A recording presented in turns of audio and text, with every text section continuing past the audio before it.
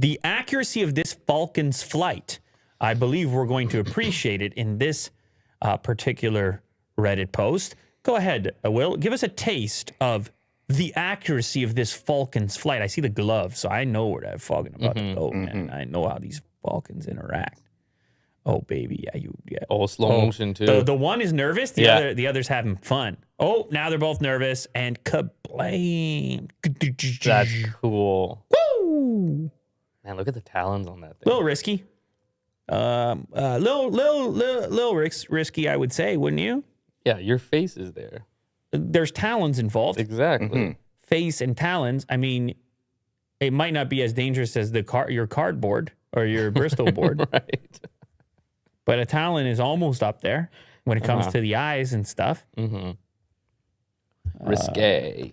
I mean, you might have a little more damage. But it is also a really cool video. So worth it for the video. Maybe. It might be. Yeah. So you would do it. That would be you. You would be the girl on the left or on the right?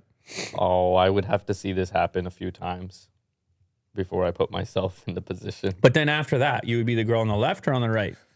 I'd be worried off the bat. I'd be on the left. I'd be worried right off the bat. Look at her. She's a little bit more. She was trying. She almost pulled back. She was actually trying to look out the side of her eye. But really what you should be doing is squeezing your eyes shut.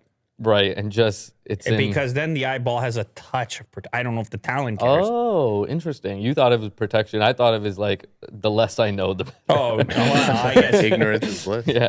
I guess that's another aspect. But I'm thinking maybe you end up with a scratch on the eyelid instead of the cornea. That's what I was thinking. It's possible. It's a little bit safer. Talon might not care. Shout out Gerardo.